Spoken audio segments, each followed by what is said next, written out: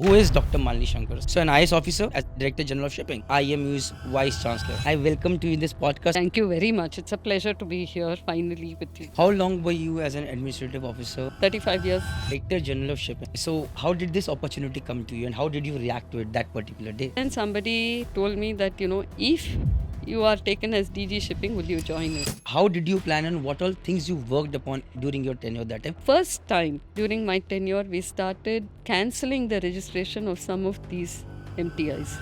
Ma'am, during your tenure, you introducing Open CDC. What was the reason? And when I saw in the field this kind of feedback, we said, okay, let them do just the 5 basic courses. So, how did this opportunity of becoming a vice chancellor at IMU come to you? So, what were the initial challenges when you came to IMU that you found during your tenure? Initial challenge was plain and simple pandemic. And that part is what are the agendas that IMU is working on right now? And then we'll talk about the achievements so far. One is a university cannot just be teaching, engaging in classroom teaching and giving degrees. If somebody does a MBA from IMU or a MTech from here, what are the opportunities that they can get? And I find that 95-98% are getting placed. So with this podcast, at least people will know कि यार shipping आगे grow करने वाला है. Hi everyone, Jai Hind, Jai Bharat, Jai Mata Di. A fresh day, a fresh start, and guys, I want to tell you something about manifestation today. Manifestation is आप किसी बार किसी चीज़ के बारे में सोचो पागलों की तरह वो चीज़ आपको मिल जाती है. तो 2 years back, I first time met Dr. Malini Shankar ma'am. I had seen her before that only in photographs. When I met her and we had a 5 minutes short chat, and I thought एक बार ma'am के साथ बस podcast करने को मिल जाए somehow. उसके बाद हम बहुत जगह मिले, but somehow things did not turn out well. But manifestation and strong willpower sometimes pays off. So 2 years of hard work, and today I'm sitting with Dr. Malini Shankar ma'am today, and we are doing this podcast. So now, first question that should come to your mind is, who is Dr. Malini Shankar? So, ma'am, sorry, ma'am, a small from my end, and then we'll start with the journey. So, an IS officer. So, when I'm saying an IS officer, for the first time in my life, I'm doing a podcast with an IS officer. For the first time in my life, I'm doing a podcast with someone who's been as a director general of shipping. For the first time in my life, I'm doing a podcast with someone who is IMU's vice chancellor. A lady who has been there at the forefront saying ki bhaiya there is inclusivity required, more females required in merchant navy, and she's been at the forefront at all fronts. So ma'am, with folded hands, I welcome to you in this podcast, and I'm really honored, blessed, and thank God Mata Rani that you came to this podcast, ma'am. This is all I can say. So thank you very much. It's a pleasure to be here finally with you. I know you've been looking to have this podcast for several months, if not a year or two. Ma'am, 2 years, ma'am. 2 years. So ma'am, just ma'am, when I see you, I see a leader. Before coming to a journey, recently I was here just 2 weeks back. Hmm. We had met 2 years back.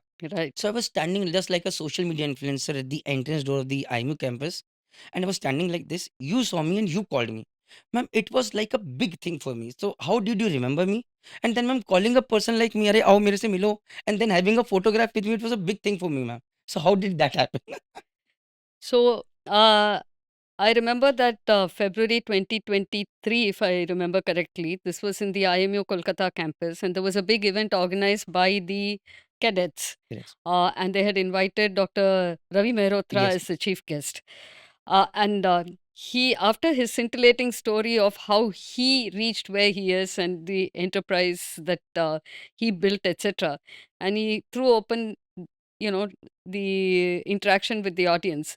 And then there's this one person who boldly got up and said, I want to ask you a question. And you asked a question which Dr. Ravi Mehrotra liked very much. He said, how did you become an entrepreneur or something? That face stuck with me. Okay. And you were the only person who, and there were what, 1,000 people there. You were the only person who dared to ask that question in this huge gathering, outdoor gathering. After that, I know you've been calling the office and asking for an appointment, but frankly, I did not connect the two, the name and the The face. person. But when you showed up during our convocation, you were here as a social media influencer, and I saw you. Suddenly, my mind said, "Oh, this is the person," and that's how you know, like you say, it just happens. Sometimes it happens. Sometimes it's mental block. Sometimes even if you've seen the person, seen him several times, you don't remember. But my mind just went back, and I don't know how it went back because I remember there were 1,000 people almost, or something of that order, and I remember this face which showed up on the screen. So ma'am, because we are on short on time, otherwise I would have shared the backstory ki Yeah, why I asked that ask the question. question. And it was to come in the limelight, ma'am. Along with that, I'm an entrepreneur myself. I wanted to learn and see, Yes. sometimes limelight pays off, but I have made a lot of stupid mistakes. There was one time, ma'am, when I was going for my Miri Kolkata's admission in counseling, and I have this habit of asking questions to come in limelight, and that was one of the most stupidest questions that I was could have asked in my lifetime. And then also, ma'am, but people remembered me for my stupid question as well. Out here, I hopefully it was a good one that you remembered. So, ma'am, let's get to the podcast thing, ma'am. Now, so, ma'am, let's talk about your upbringing from there, and then we'll take it forward, ma'am. So, like, where did you grow up? Was it a humble background? What about studies? What kind of a student you were? Okay. हाँ sir. I was born and brought up in Tamil Nadu, born in Chennai, uh, to a very middle class family, which gave emphasis, total emphasis on education, education, and education. They said, no, there is nothing else in life but education. And the belief was that if you get a good education, automatically a good life will follow, whether it is employment or whatever else you want to do in life. My primary education was in a then small town, now big town called Coimbatore. Lovely place. And then we moved to Chennai because my father was working in Coimbatore. We moved to Chennai, and the rest of my education was then it was called Madras. The rest of my education from post primary school till college was here in Chennai. And then I got it's very interesting. Finished my graduation from Women's Christian College in Madras. After that, my parents actually wanted me to do medicine. Okay. And I was not somebody who liked to do medicine. So I said, I'll do engineering. And then I got admission in Indian Institute of Science, Bangalore for metallurgical engineering, but I wanted chemical engineering. So I said, no, I'm not doing metallurgical engineering. And things took a different turn. And I did forensic science because I was a chemistry major. I used to read Agatha Christie and all those novels where, they used to talk about chemical testing, DNA testing. Then I found after 2 years of forensic science, I said, no, I don't know enough chemistry to proceed in this direction. So, in the meanwhile, I got an admission in the US for master's in chemistry by research. So, with a full scholarship, it was a complete full scholarship which took care of tuition, accommodation, even linen, everything. Everything. Everything. So, I finished my master's by research in organic chemistry, synthetic organic chemistry. And I started my PhD at Ohio State University in organic chemistry again with a full scholarship. In fact, the scholarship was so good that the professor who guided me during my master's thesis said, "You're almost getting my salary, so you should take a jump at it." Oh, But my mind was in the civil service even when I was in high school. I wanted to take geography major, believe it or not. My father said this was the standard thing those days. You do science, and after that, you can shift to geography.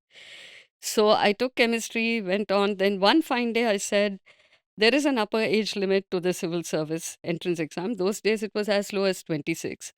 So I got leave of absence from Ohio State University. I said, I want to go and take this exam once. If I don't clear it, at least I know that I have tried and I'll come back and do chemistry. So I came back to India. At that time, my father was actually a visiting scientist in the US. But I came back, stayed with my grandmother, studied for the exam, and got in and never looked back. Now, was I a good student? Yes. very I, good w- student, ma'am. I I have was to say. very disciplined. My father never knew when my exams were because I was somebody who studied on a daily basis. And then, even when I was doing my master's in the US, I had classes which ran 9 to 6 on Monday, 9 to 5 on Tuesday, 9 to 4 on Wednesday, 9 to 3 on Thursday. I still remember it. I would finish all my work on Thursday, and Friday to Sunday was my time, meaning that I would not procrastinate. I would not say, I'll do it tomorrow. So, in that sense, I was a very disciplined student. And I think I had the gift of clearing exams. Okay, so whatever exam I took, I could clear it because there is something more to it. It depends on the teachers also. The conceptual teaching was extremely good in the schools and colleges I went to those days. So it was not, this is a model question paper and this is how you take the exam. But it was, in fact, the school I went to did not have textbooks.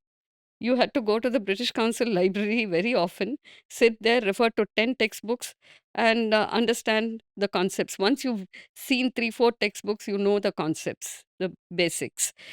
And we had two teachers, biology and chemistry, who would come into class, and this was in ninth standard, and they would say, this is the complete curriculum for the year. Out of the syllabus, we will teach this much. The rest 50%, you have to teach the class. So you actually got trained in teaching. The class had a podium, so you had to get up on the podium, face the class, and they would give you enough time. They'd give the subject, and you would teach. So it developed an ability to read. You had to read, read, read, because otherwise you can't go up. You can't read out from a text. They said you have to teach. You have to understand and teach. So it gave you the ability to read, to understand, to grasp the essence, to know the concepts, and express it properly in that given time to your own classmates. And I can tell you, it is scary to face your own classmates. And they would ask questions, because the teacher said, if the classmates don't ask questions, then I will ask questions. So it develops confidence. It also, I think it's one way where we developed even communication skills, because you can't just meander around and say, just keep going round and round. You had to be very, very particular. So this is a kind of background. College also, we had teachers who did this. If you don't mind, man, what was your rank in UPSC that time? It was not very good, let me tell you. The intake was 146 in the administrative service, and I know I was number 83. Ma'am, it But I will was your tell you first what attempt, happened. ma'am. It was just My only. first attempt, my own and only attempt, and I did not go for coaching class. So first attempt, no No coaching coaching classes. class, So that means you're exceptional. and the subjects I took were extraordinary. Even today, you would gasp if I tell you what subject I took. Please. Two subjects you had to take. I took one was chemistry, because that was my major. The second was French literature. The two had nothing to do with each Each other. other. And in the main exam, I had chemistry paper 1 morning, paper 2 in the afternoon. Next day morning, French literature paper 1 and French literature paper 2. So my father, who had done his PhD in Sorbonne University in France and defended his PhD thesis in physics but in French language, told me, "Are you sure? What are you going to do with French literature sitting in Chennai?" I said, "Appa, I saw all the textbooks. There were 13. So the syllabus for French literature covered 15th to 20th century history, political history, cultural history, and regular history, literary history. And the literary history had 13 textbooks. I had done one in college as a second language. And out of the 12, I found 5 or 6 at home, because my father had bought it and kept it. But then he said, listen, I've stayed in France for 4 or 5 years. I've defended my thesis in French language, but literature is another ball game. I hope you know what you're doing." But That I, was the confidence I that you had. think it's also destiny a little bit. It's hard work. It's more than hard work. I think it is smart work. I studied only 4 hours a day. Ma'am, see, what I can recall right now is that you have a very sharp memory. So even if You you have study for those 4 hours, it would be like very It's concentrated. concentrated. Okay, it's more than memory. It is the concentration of understanding the concept rather than mugging So I would read, uh, let's say, a chapter of the literature, and I would take notes in French or in English, as the case may be, so that you would read it and then you understand what it is. It's like Pressy writing. And then write it in my notebooks. So I had notebooks filled. So for the exam, you just had to go through those notebooks. It's your own writing. So your memory and your retaining those concepts are very good. So, ma'am, can you speak in French or it was I just can. I can? I can. I mean, this was based on that. The government of India nominated me for a scholarship, for a program, study program in France, which was 13 months, and I had to go through the French test given by the French embassy, and I topped it. And I mean, I could read and write French very well, because the French exam, one essay was 3,000 words in French or English, and I opted to write it in French. So I went to France, but this was 30 years ago, but I think I do remember the essence of it. So when there are French people I do You try and easy. talk. Yeah, I'm Great. okay with it. So, ma'am, you joined Indian Administrative Services. I have no clue about that. So, my question is, like, ma'am, throughout my entrepreneur journey, I've heard it's all about managing people. So, generally, the perception is that if you're very studious, then you are kind of a nerdy kind of a person who is into only studying. You are not out there making friends, dealing with Yeah. people, learning leadership. So, what do you have to say about it? So remember I said I did only 4 hours a day? Yes, What and did I do the rest of the hours? that There were Friday, enough Saturday, hours Sundays left. also. Friday, Saturday, Sunday plus evenings. I said I've studied enough. I was studying. I was staying with my grandmother here in Madras and studying. So in the evening, I said, no, I need a break. So you just, in Madras has no dearth of cultural programs. There's music, classical music, any other type of music, classical dance. And I was living in an area where you go 10, 15 minutes walk either way and then you enter a program. So I would go there, sit there, listen to music, listen to dance, come back, go to the temple, go to the beach. So or go and meet a friend. So, it's I'm not somebody who believes in this 8 hours, 10 hours, 12 hours of you. You have to give your best, but you don't kill yourself for it. I have a very, matlab, it should come later in the podcast, but I'm asking early. What is, what are those 2 to 3 strengths that you feel that you have that have made you reach the place that you are today?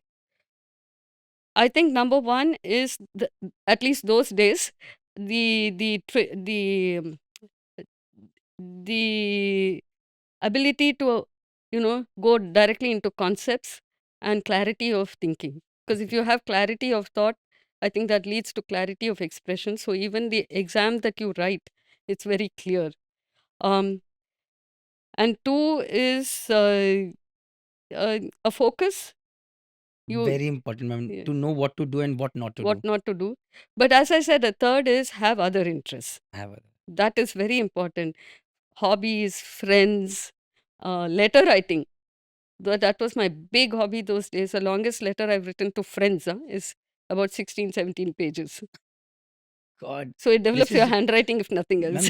ma'am, it develops your handwriting. Even you start Expression. expressing to yourself, ma'am. Like journaling is very important. I used to write early, daily diary. It used to help me with my mind thoughts. But now I do it for 2 days again. I'm lost. So Yeah. this is something bad with me happening right In now. fact, all that comes from with a trigger. So I was studying in the US, and my schoolmate said, please send me letters. So I would send letters, and then she wrote back to me on an aerogram, right? She says, but this is not a letter. I mean, I want to know what you do there, what you feel about the college life, what you feel about life around you. And she triggered me to write something more. So when I started writing, then it develops.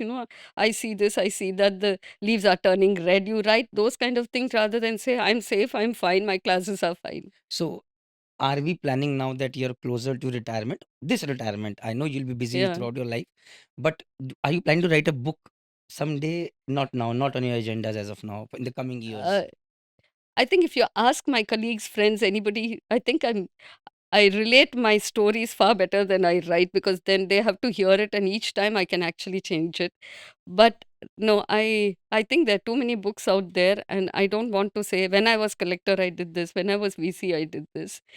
But I had always idea of bringing out an anthology of civil servants with their best stories. Okay. That would be more interesting for the public. But yeah, I I'm just don't. putting this thought across in your mind, Yeah, ma'am. So, ma'am, what did my next question is, what did Indian Administrative Services teach you that journey, and how was that? that the most challenging thing in any job, Okay, not just administrative service, is to manage people. completely agreed, ma'am. That's it. And being a pure science student, that was a challenge in the beginning because I was used to precision of questions and answers. H2 plus O2 is 2H2O and cannot be anything else. But that's not the case with humans. They come with all shapes, sizes, character, thoughts, expressions. And to understand it and I come from a family, like I said, my father was a scientist, my mother was a Sanskrit scholar, my grandfather was a lawyer. So I had no um, exposure to administration or state government, nothing government whatsoever. In fact, in the interview, if they had asked me, who is senior secretary or additional secretary. I might have said additional secretary because he is additional to the secretary. It was that. Okay. So I had to start from scratch. And but I think the Indian Administrative Service, their training is so well structured that it gives you time to adapt, to learn, to understand, and to deliver. The training is very good. How long were you as an administrative officer in the Indian services? 35 years. So, ma'am, if you have to tell me something, like I am an entrepreneur and have to manage a lot of people, not lots, but some people, and I am learning every single day. What mantra would you give me is to manage people? I don't think there is one mantra because there are many people who come with different mindset.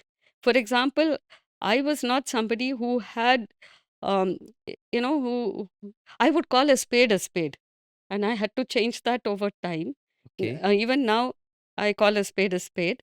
But you have to be sensitive to the Other people, people's other feelings. people's, yeah. But what I learned in the beginning was sitting in the villages with the villagers and talking to them, and that's when you understand how who the people are and what they expect from you and what you can do for them, and then you build it up slowly. But if I can say one word, I think it is being sensitive, Means so empathy, you can say, empathy. having a high EQ is important. Very, very important. Your IQ is not as important as your EQ when you deal with people. Okay. So if I ask you today as a leader, so you have a lot of juniors working with you and you have a lot of seniors. So are you a strict disciplinarian or a person who is into getting things in the right way or a person who looks into execution or in details? What kind of a leader are you? I think that is for you should ask my No, that, but the no, people. I'll You ask should them ask later. the people. But But still, what do you think? I What's your do perception? think that I'm not totally structured like some people, but I definitely I've got feedback from my staff saying I'm a taskmaster, Okay. so that kind So, of explains it. Yeah, okay. discipline, but I think you have to alternate that with empathy and understand, um, their position from time to time. So I do get annoyed sometimes, but then I have to go back and say, yeah, sorry, but I had to get this done. To get So this. you go back and forth. Yeah. How did this opportunity of becoming director general of shipping, like for a seafarer, ma'am, it's a big, huge thing. So, how did this opportunity come to you, and how did you react to it that particular day? Um, so in government, in these civil services, it is not very often that you get to choose what you want. It is the government which says, okay, I will post you, I will transfer you, I will appoint you in this, that place. So I was in Maharashtra cadre for the civil services, and it's a very, very nice state to work in. I enjoyed the and they I felt that I got the best treatment there. I was able to deliver. The people were excellent. Even the politicians were very considerate. So I said, but at some point I said, I think I'm stagnating and I'd like to move to the government of India. Also, most IAS officers, when they enter the service, the idea is to work for the government of India as secretary. So I had given my option to the state government saying I would like to go to the government of India. And just then somebody told me that, if you are taken as DG shipping, will you join it? I said, but, will you give me 2 days time to think? They said, no, I'm only the messenger and you have to say yes or no. I said, who's going to give it to me? I said, yes. And then they said, but you have to, put yourself on the offer list to Government of India, which I did. And I got picked up in about a month. So, a woman joining up at that time, even today, a males dominated society in the marine world, sorry to say that, ma'am, and then who has never been on ship, does not know about that, not at all, only heard about DG shipping in 1986. So, what were the initial challenges that you faced? Um, I'll tell you, I'll go back a little bit. Okay. When I was in the state government, I was appointed as principal secretary, additional chief secretary of departments which were fully engineering departments. Okay. Okay. So, like water supply and sanitation, or water resources, irrigation, power supply. So, uh, I had seen enough of these, engineering technical people. So, when I understood, what are the different aspects of shipping, I just felt that the necessity was to ensure that the people who are trained to go on board ships need to be top class. And that is the only way that, one, our graduates will get their due returns, and two, that Indian maritime sector will be counted in the world as one of the best. So that's where I focused on S- training. So when focus comes now, it will be only your face coming to in front of it, but your focus kar. So now when that focus came, so how did you plan and what all things you worked upon during your tenure that time? Whatever things you can. I know you have very sharp memory. So मुझे बोलने की and that is sorry ma'am. I think I have to say one thing.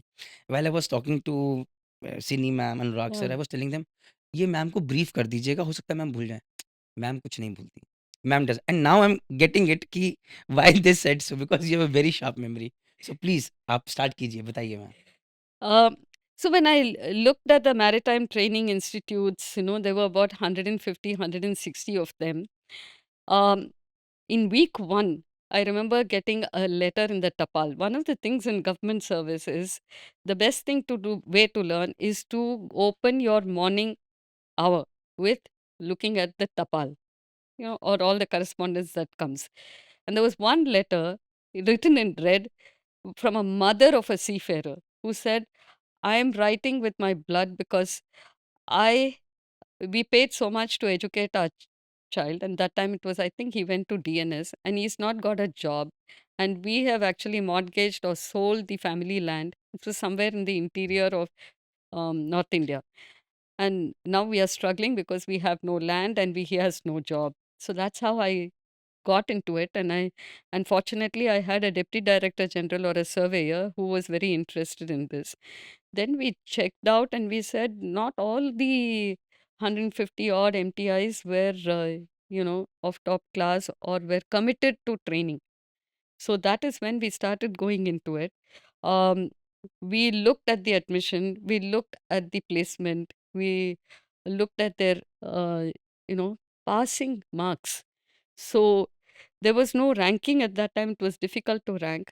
So we said, let's look at the pass percentage for every semester. And we put it on the public domain so that the public who wants to enter Merchant Navy are given some basic information on how to choose the right college institution that they go into. Because if somebody is passing in third attempt, eighth attempt, or the pass percentage in that institution is below 60%, 70%, then they have to give it a thought. So this is where we started. And then we started getting, certain complaints or grievances saying, this institution is doing this institution is doing that. At one point I had one person, I said, can you look into this institution because I'm getting several complaints about it. For example, a small complaint was they don't have a swimming pool on their own and they are going for swimming to this club, some club. So this surveyor said, okay, let me go and check out the club because how is a club giving that swimming pool on uh, for usage of the private institution when their own members do need the swimming pool? So he went and sat there for 2 hours, 3 hours, and there was no cadet who came. And then he told the club manager, please give me the proof that these people came here, and they couldn't produce proof. And so like this we had to do a little bit of spying, little bit of analysis based on the secondary data we had. There was one institution we found was running out of uh, go down for paints. So all this put together, we had to, for the first time during my tenure, we started canceling the registration of some of these MTIs. MTI And then I knew I was doing right because the good MTIs came to me and they said, thank you for doing this, because they were taking away the good students. Like they say in Marathi, Amish dakhun. They're saying, you know, making it out to be the best place to be. And we are losing the students. And once this action was being taken to weed out the worst ones, the good institutions started getting 100% admission.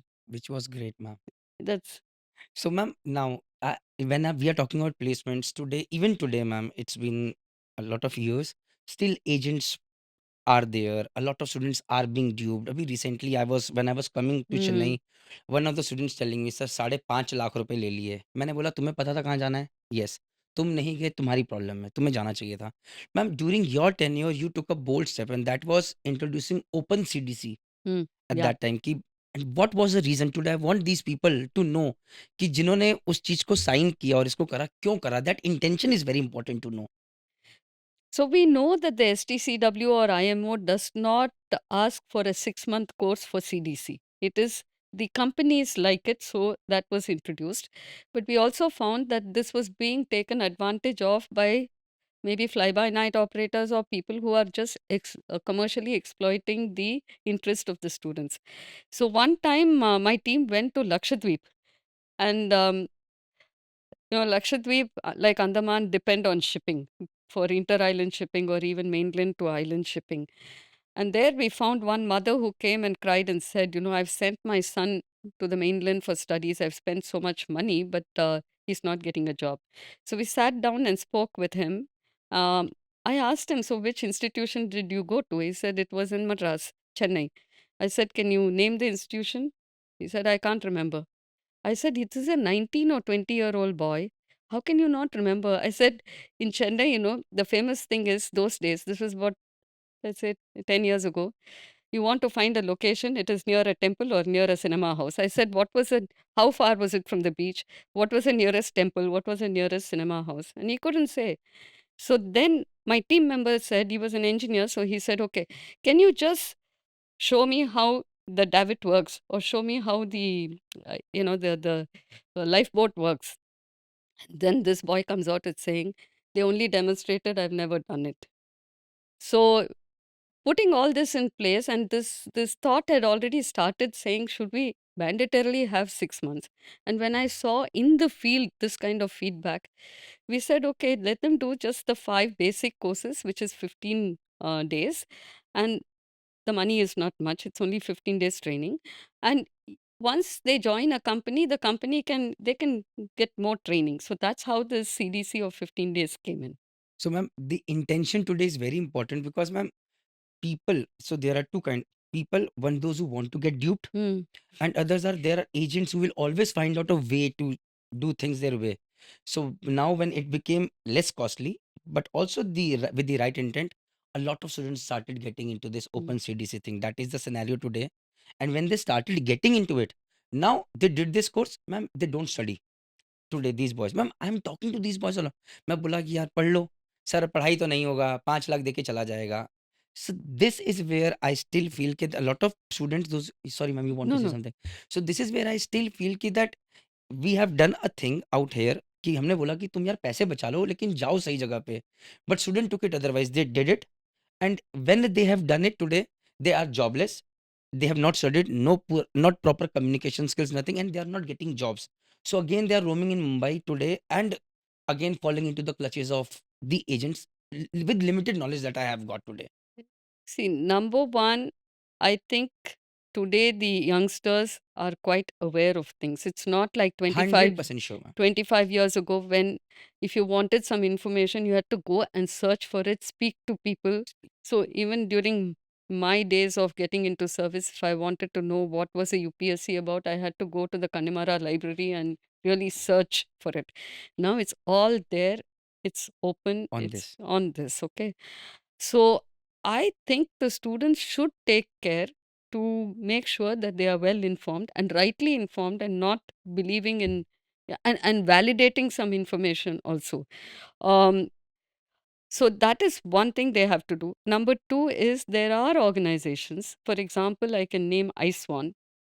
Great job They, they are doing, they ma'am. really do a great job of going into the interiors, having pamphlets, talking to the potential students, talking to the aspiring seafarers, saying, please don't get into the clutches of agents, bad placement agents, bad admission agents, etc. Now, there will always be a certain percentage who get drawn into it either out of ignorance or just bad luck. But those who go into it knowingly, I think there is no excuse for them. No excuse, ma'am. I completely agree. And ma'am, when you are talking about this one, I have to say something. So recently, what I did was, see, I'm on social media to make videos. Hmm. So what I did, there were a lot of helplines given by other different. So I did a prank call. I said, okay, अभी शाम के 7 बज रहे हैं. I'll be calling all these agencies and putting it across. So I called those 7, 8 numbers which are given by different companies or organizations. So I called them, a few replied, it was live on the camera, and few Hmm. did not. Those who did not reply, I sent them a WhatsApp message. Hmm. So my team told me that Iswan never replied. This was one thing. So I put this thing on LinkedIn about all the organizations, Hmm. everything, in which I put about Iswan as well. So there was only one organization, those who cared to come back. Can we see the chat where we could not reply? That Hmm. means they cared. Now, when I got back to my team, sir, sorry, they replied, sir, I forgot to tell you. And ma'am, it was like I Yes. had to crucify myself there. I apologized. I made another video and put it on ki bhai, and I put another post out there. So this is something where credibility comes into Hmm. place, and I really like that. And that is why I'm putting it across here. So that means they are really. So now we are on common field. You are saying is one, and I mean is one. Hmm. So that means for all these seafarers out there, bhai, agar problems mein ho, you are stuck somewhere, you can take help of this one, and you can see the contact number down below. Please Hmm. do that. Fine. Okay, Yes. ma'am. So now let's come, because ma'am, we are on short on target, solid 325 at 35 minutes. Let's come to IMU. So you were doing a fabulous job at as a director general of shipping. Everything was working fine. So how did this opportunity of becoming a vice chancellor at IMU come to you? So again, I will go back to when I finished 20 years in service, and I was on a deputation post in Chennai, actually, heading the special economic zone. And there is a provision in government that you can take voluntary retirement after 20 years with a half pension. I wanted to do that and join an NGO or build an institution of my own. Okay. Now, I didn't find a good NGO, and I thought building an institution is quite a challenging task. And I was entering the senior echelons of civil service where I would learn, I could contribute. So I continued. But this thing of building an institution kept in my mind, especially molding youngsters. I cannot teach to save my life, but molding youngsters is something which is good.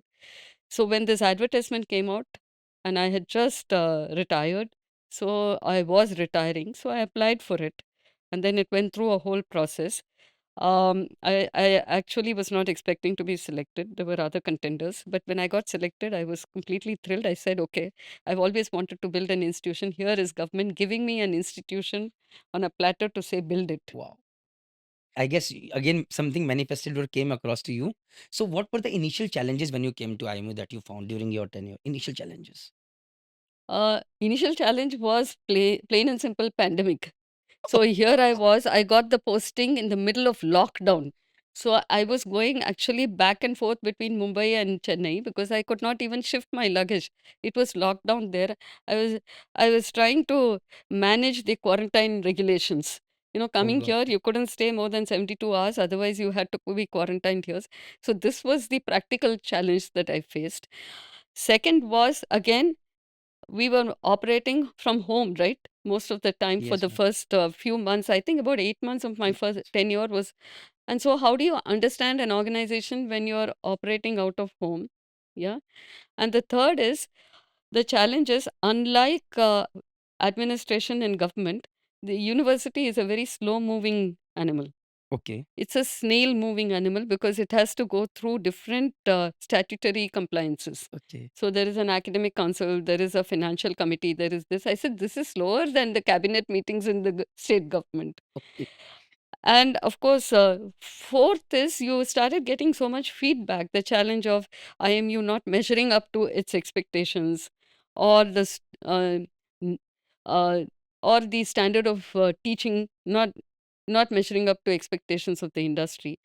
But the challenge I continue to face even now is to get sufficient number of seafarers who come into teaching.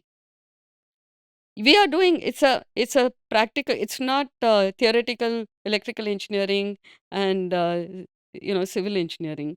It's a very applied course, and we would like to have more seafarers engaged full time or part time in Ma'am, teaching. I can give you a feedback for that. Not quoting anyone, but the biggest challenge is ki suppose a seafarer who's the chief and the second who is earning on ship say 6 to 8 lakh rupees a month. When he comes back and settles on shore, he wants a certain level of salary or freedom, financial freedom that way.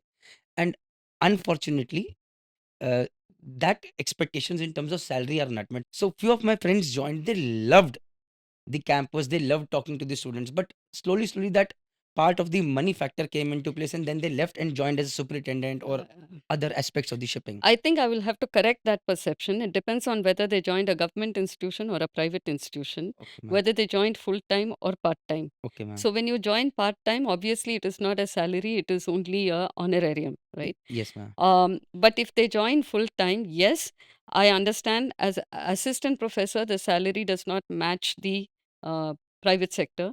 But we also found that at the associate professor or a professor rank, it definitely matches, but matches the salary that you take home from the private sector, unless there is something extra they get there, which I don't know.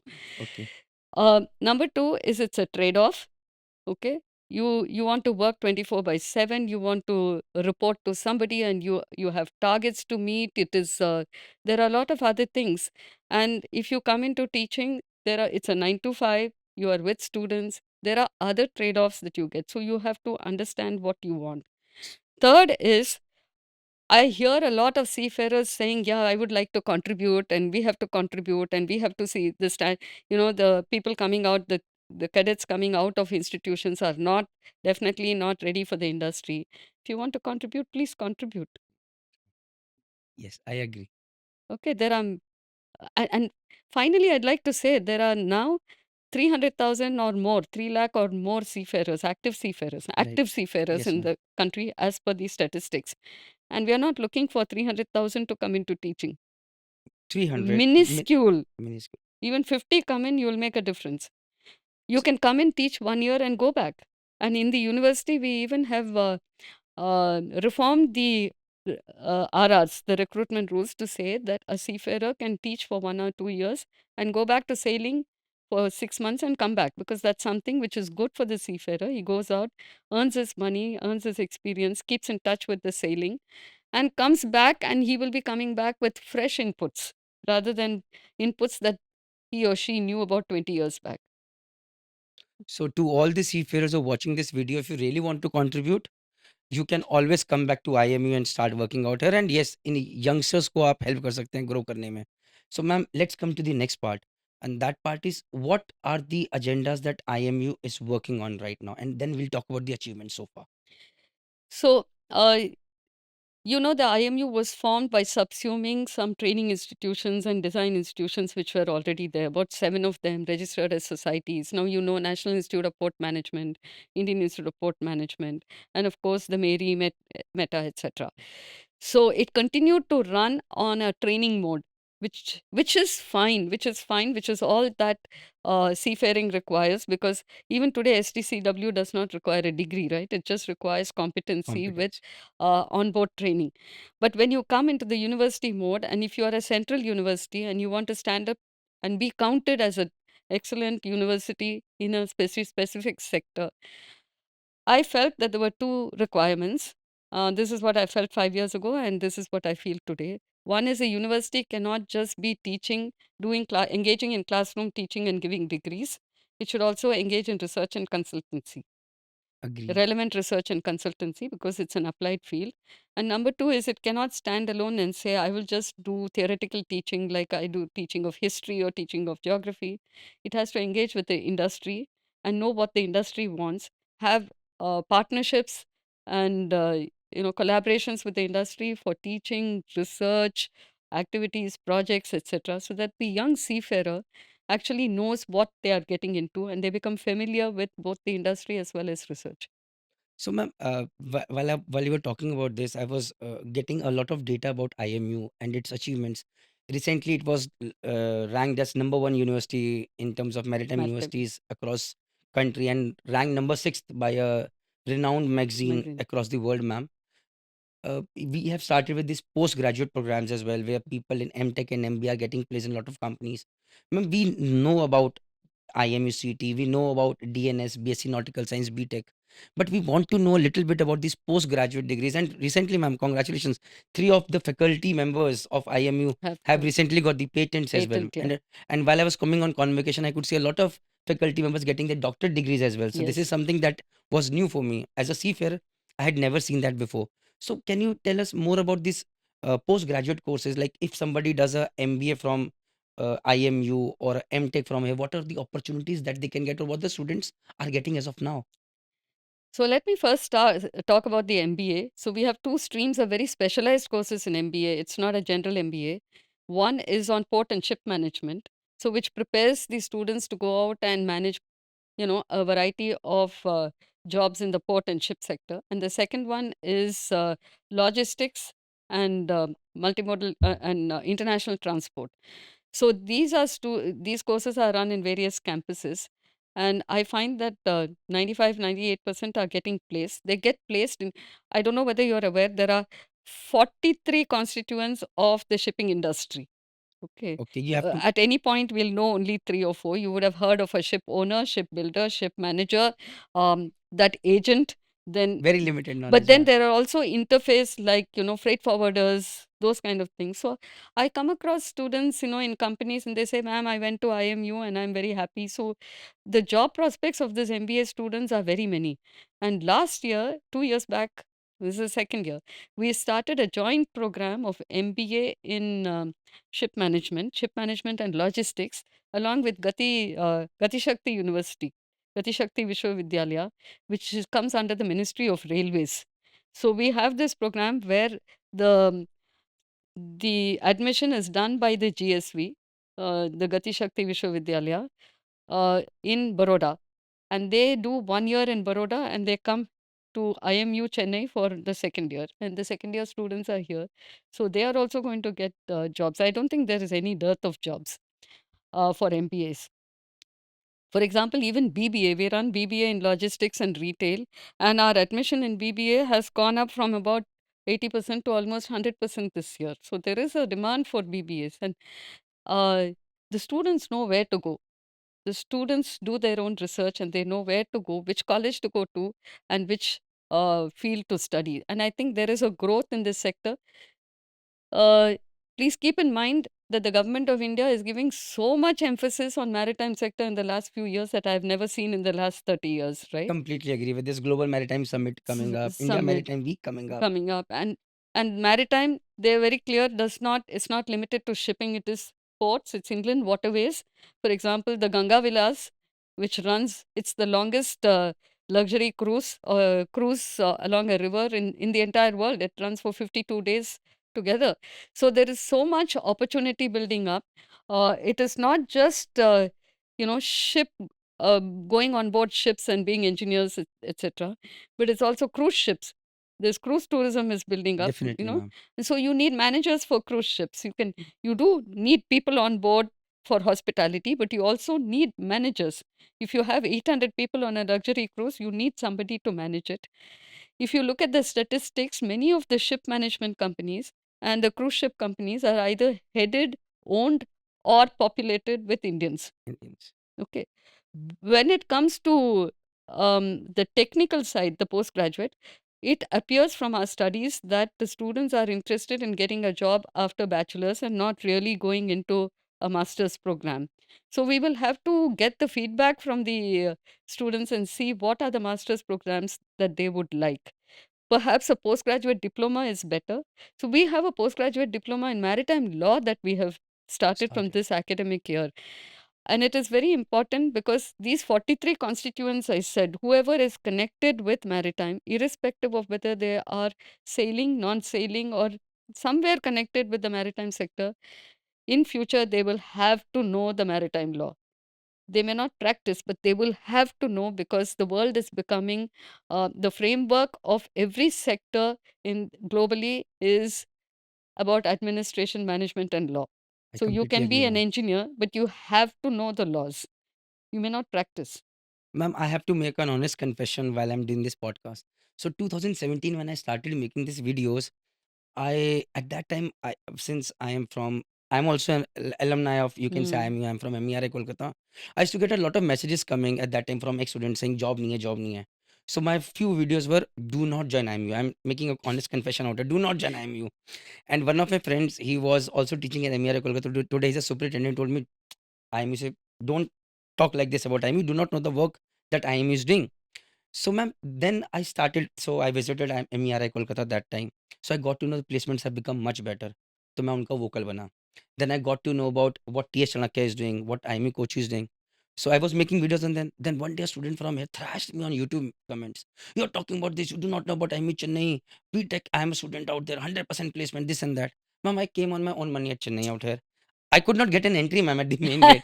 It was very difficult for me, but somehow I managed to get in. I talked to students. Then I started promoting IME Chennai, BTech campus also out there. So, ma'am, an honest confession about the UG program. Now, 1.5 years back. So now, what all campuses I get to know good things about, I do promote everywhere where I do.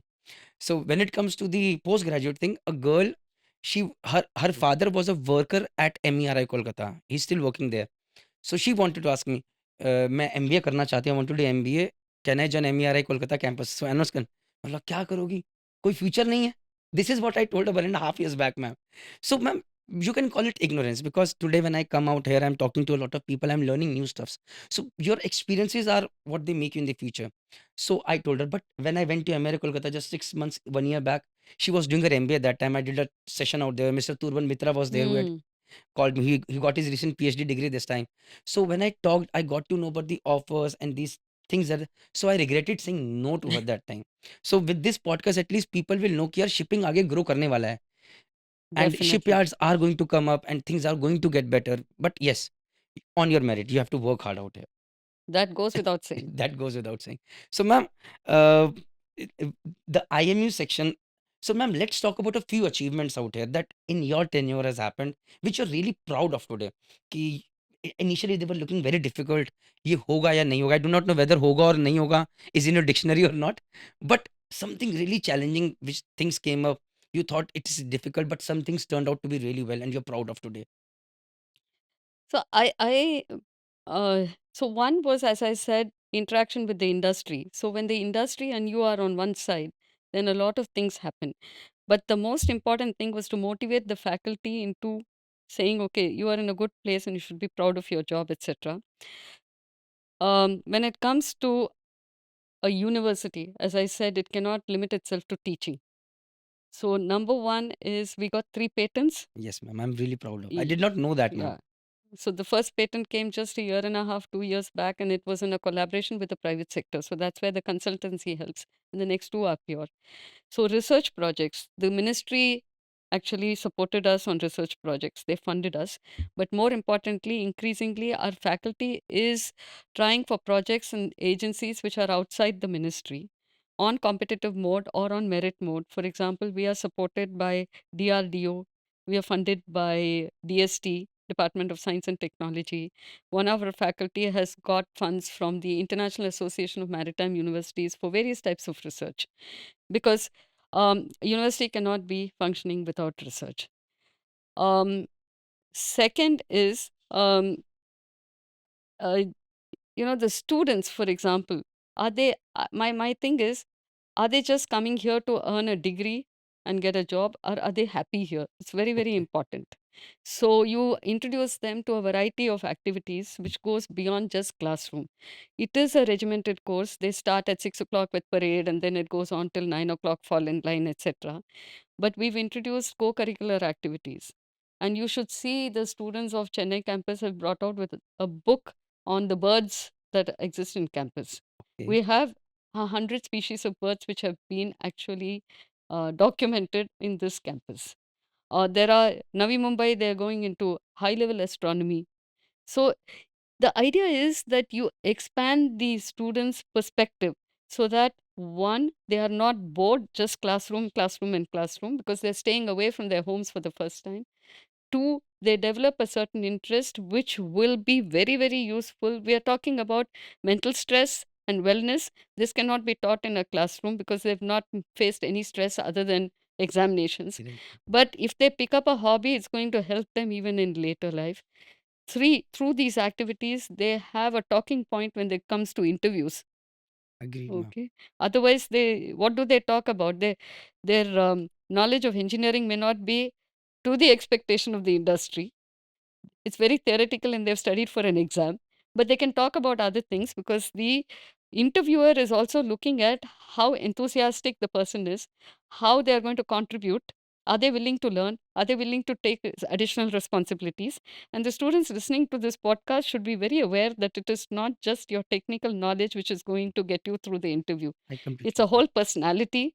They're going to judge whether you will fit in with the organization, etc.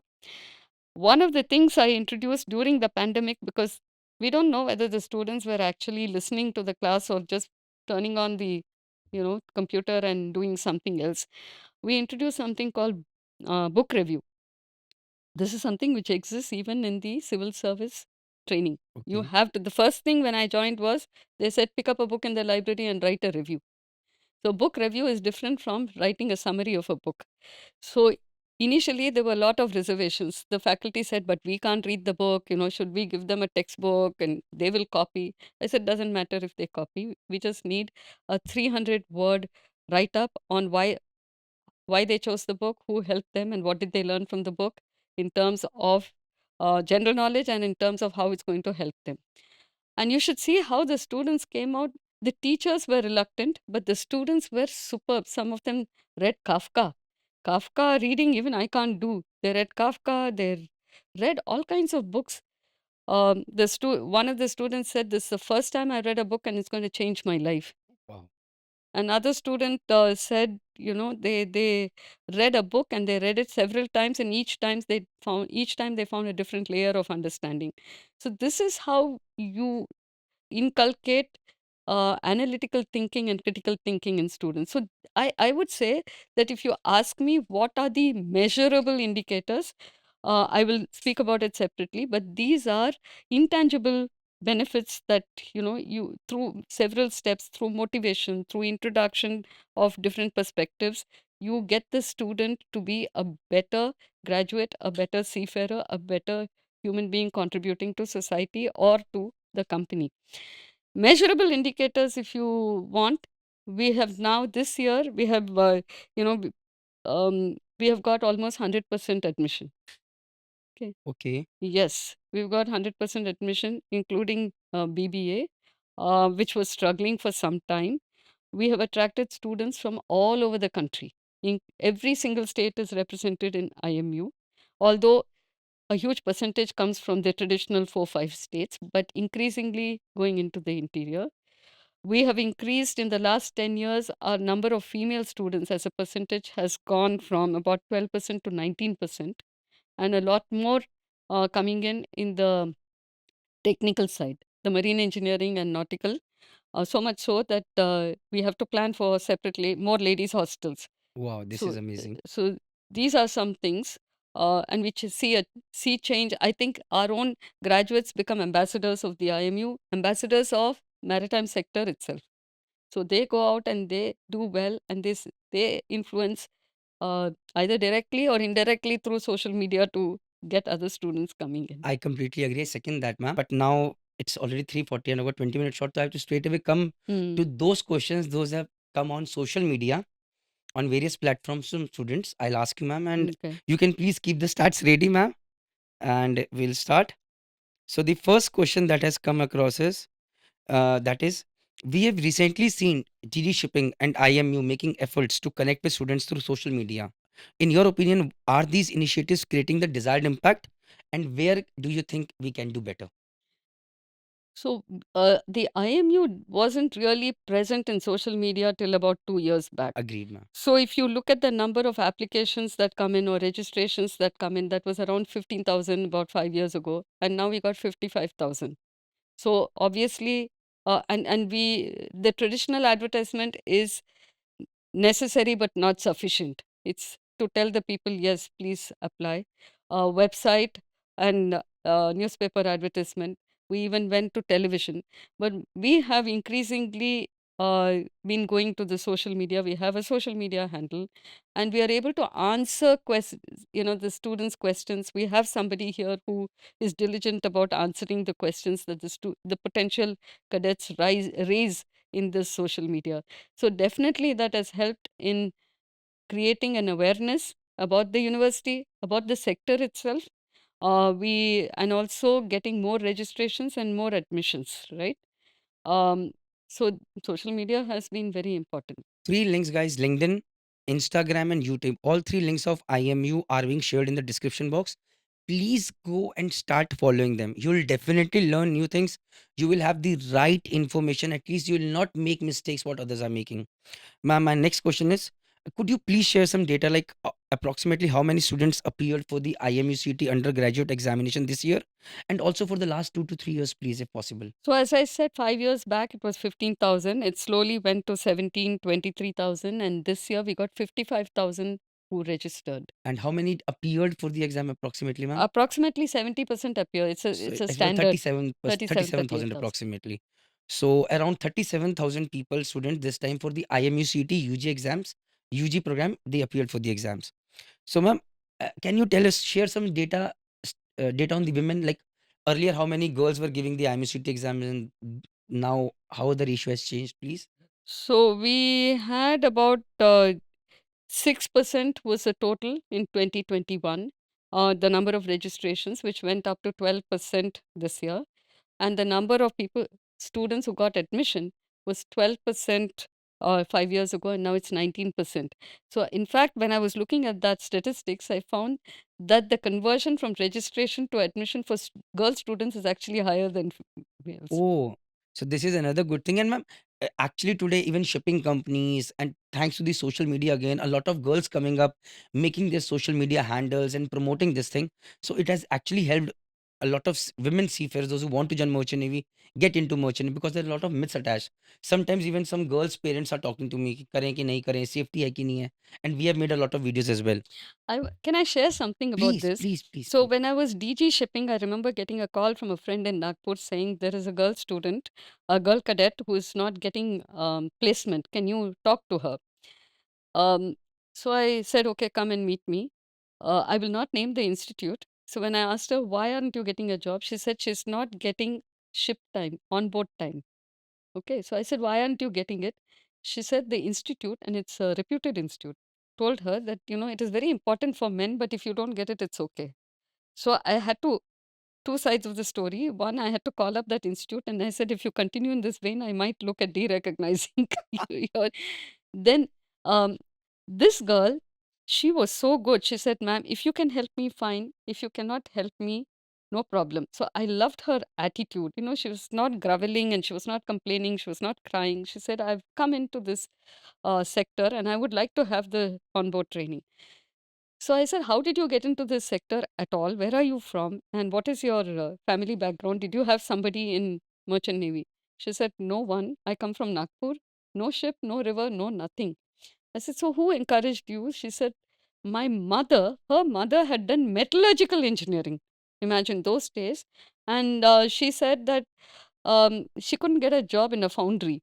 They said, you're a woman. What will you do in a foundry? So she had to fight her way and found a job and did very well. So the mother told her, told this kid, she said, you have chosen this and you're not going to go back on this. You have to fight your way. Okay. And she did fight and she came back to me after a few months saying, I've come back after a 3-month sojourn on this ship and she gave me a little pen, etc. But very many girls during those days, when I asked them, how did you get into this? It was somebody in the family or in the neighborhood, etc. And they had to fight against parents most. This girl was an exception, but otherwise, they had to, same questions that the mothers normally ask. Is it safe? You'll be away from home for 3 months, 6 months, 9 months, and you'll be working only with a crew of male. How will you handle it? All those problems. But last year, I met with a student, a couple of girl cadets, not couple, the whole class in Kolkata, in Chennai, etc. And then when I asked them, so who encouraged you and, did you have to fight? They said, no. Almost all of them said, we did our research. We wanted to have a different field, enter a different field. We wanted to see the world. We wanted to have adventure. And so we told the parents, and the maximum encouragement came from the mothers. Wow. So, a big kudos to the mothers of these cadets who have encouraged them. The world is changing. The world is changing. That is really good to know, ma'am. And I would love to be a more part of it, ma'am. Okay, ma'am. Next stats that I would love to know is which are the states which are coming up maximum for joining merchant navy. If you could share a few stats. Maximum, without any doubt. And the trend has been pretty much the same: Kerala, Maharashtra, Tamil Nadu, Uttar Pradesh. Okay, that's These are so the 4 states which contribute to 50%. Okay. But this year, we've got we have a special dispensation for some of the states like northeastern states, Kashmir, Andamans and Nicobar, and Lakshadweep. All these seats got filled this time, wow. For the and first time, I guess, ma'am. for the first time, all the seats got filled without any problem. It's not didn't go into several rounds, and we're also happy to say, see, being a government university, we have we follow the reservation policies of government for various, other backward caste, scheduled tribe. This year, scheduled tribe got filled. For the first time, For the first time, it got filled fully, fully and fully in the first round without going into several rounds. several rounds. So this is again, so ma'am, basically the numbers of students appearing are increasing, and that is how, and I And the guess and the variety, the variety. resource pool is also becoming diverse. Right. Good thing is, ma'am, slowly if the competition increases, the quality of students coming will also Definitely, increase, ma'am, which we definitely. really want. So, ma'am, this year, how many actually cities and centers did we cover for IMC 2025 exam? If you So could, we had more than 140 centers across the country. amazing.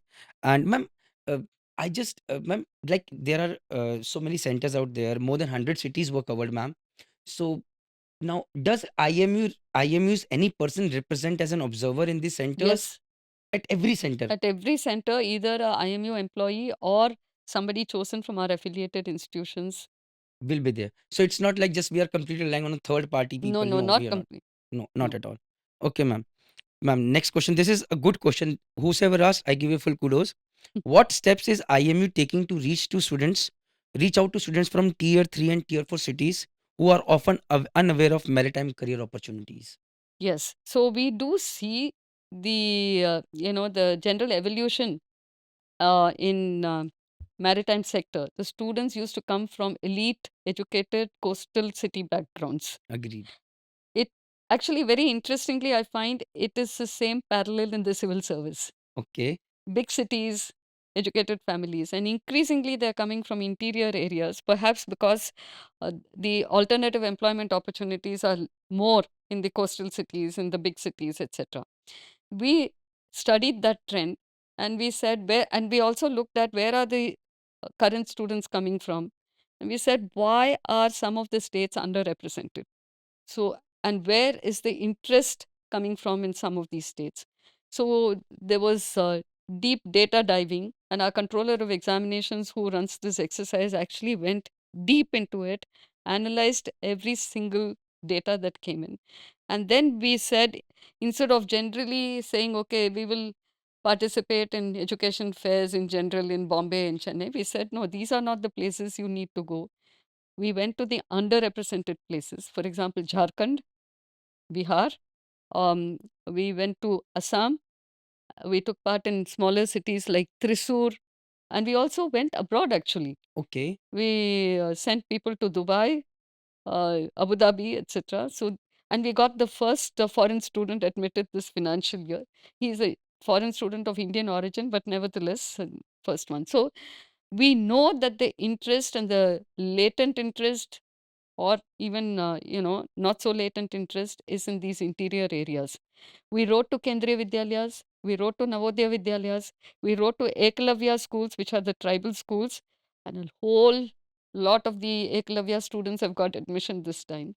We wrote 1,200 Kendriya Vidyalayas.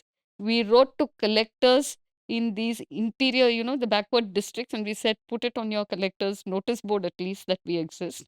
So the outreach is um, both broad as well as specific. This is good. For the BBA, for example, this year we got a whole lot of students, about I think 30, 40 students from government schools in Tamil Nadu, what you call model schools, government schools in Tamil Nadu. They wrote they got the marks, it was on merit. This is something really amazing to know, ma'am. And I hope in whatever way on social media, people like us and other young social media influencers Yeah. out there, those who are on ship making those You're amazing young, huh? reels. Ma'am, I'm 40 years old right now. मैं बूढ़ा हो गया हूँ. Okay. But ma'am, so these are the people today. So all those people out there, those who are making these reels, put the actual position as well, like about the hardships, but do tell people because Merchant Navy if we are standing at 40,000 today, it is we who are making sure that the people who are coming in with greater caliber are there entering into merchant navy and doing well. I guess you agree with this, ma'am? Yeah. In addition, I'll say if there is a doubt in the front in the minds of the potential seafarers saying will we get jobs, you look at the amount of importance that the government is giving to new ports. You have Vizhinjam port which is coming up, to cruise tourism, to other private ports. So all these ports need people, Need whether people. it is going to be technical people or managerial people. This is a growth sector today as of now. So great. Ma'am, before we end, because I'm running short on deadline. So, ma'am, earlier IMU CT was being conducted twice a year, Hmm. and now it is being conducted once a year. Any particular reason to change the strategy from twice to once a year, ma'am? Yeah, it was a studied decision. Till 2019, it was conducted twice a year. And if you look, we looked at the statistics, the number of people who are appearing for the second time, which is not during the season when they get their when they pass their school, etc., that decreased from it went down to just 5%. The number of registrants for the second one, and the number of admissions went down to 3%. Considering that this decrease, this is just very few students who are opting to write during the second entrance exam. Number one. Number two, considering the cost of administering this, it's government money, it's taxpayers money. We have to be we can't just be profligate about it. And number three, we are also, this last few years we've increased the number of centers across the country. So we used to run only in 30 to 40 centers. Now it's more than 140 centers. Some of the cities have multiple centers, and we've gone into interior. We have centers in Jharkhand, we have centers in Chhattisgarh, we have centers in Andaman, And sending an observer to observer each to of these each of the centers. centers. So it's a, and also to make sure that it is transparent and it is clean. It's one of the most challenging jobs in this. Hands on, ma'am. Yeah. Hands on. Completely So I agree. think you have to, considering all that, we said, let's do it properly, transparently, correctly, one time. Ma'am, thank you very much for this lovely session. Before I end it, ma'am, any advice you would want to give to these future mariners out there, future seafarers or future shipbuilders, all these people? What would you No, love to say? to the youngsters, I would say, I think the shipbuilders and the professionals, they know what they are doing. There is nothing to say. To the youngsters, I can only say what I have always held: do what your heart tells you. Find out what is your interest. Do not get influenced because somebody says you make more money in seafaring, therefore go there. Do Great. not fall, to the spiel and the marketing of all the agents and other institutions. Do your own study, but most important is to know what you are interested in, because once you have that interest, you will develop that passion. There's no way but you will succeed. A great advice. Even I do say that all the time, ma'am. And but ma'am, before we end the podcast, I have to give a few requests, ma'am, from my end. Just request, ma'am. Yeah, So first is, ma'am, on social media channels, we and the seafarers, the people who want to join merchant navy, we would love to see more about life at IMU campuses, if possible.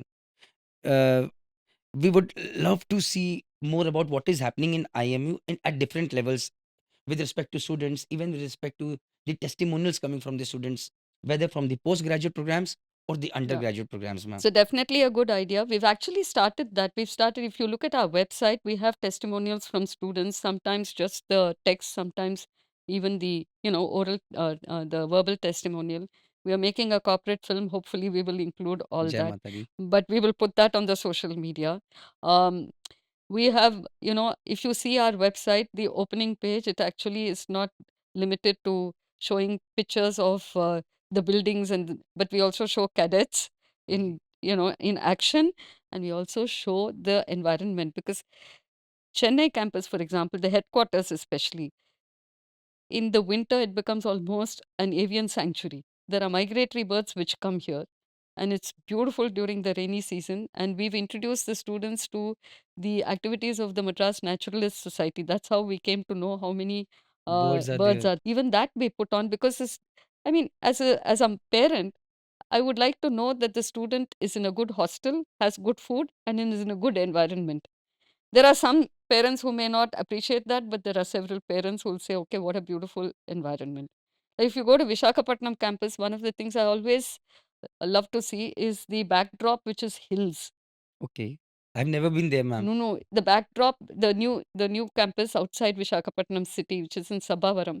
The backdrop is this beautiful Eastern Ghat hills, which are green most of the time. Wow. So, ma'am, so thank you very much for ma'am even appreciating this request, ma'am. Second request is, ma'am, if possible, ma'am, I know IMU would have the reasons, ma'am. But if when the once the paper gets over, say IMU's paper 2025, after a month, after 2 months, if possible, if that paper can be uploaded on the website, if possible, so it would be great. Just a request. We think that our examination is not on the same difficult lines as IIT, JEE, or NEET. Agreed. It is based on basic knowledge of physics, mathematics, chemistry from their school. If Agreed. the student has studied well for the board exam, there is no way they can, unless they've mugged and kind of got lost, there's no way they can fail this. I don't think students should go into this rut of, just coaching class and looking at the last 5 years papers and then preparing for that. I think they should come with a fresh mind. I would like to reiterate, it is not a complicated, difficult exam. Agree. If you know the basics, you will be able to pass it. Ma'am, this I completely second. Like the paper has been very basic for all these years, ma'am. 200 questions, you have 3 hours to prepare, and single statement answers. That is what you require. So I completely agree, ma'am. So, but a request, ma'am, that had come from students, I had to put across. Last is, ma'am, please somehow, if possible, ma'am, I know it is not easy. IMU campuses, if could share their placements online.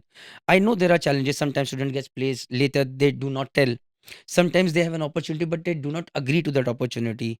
But if the placements could be more visible for the parents or for the outsiders, it would be great. For your information, I would also like it. The university would like it because it would give the university publicity in good light.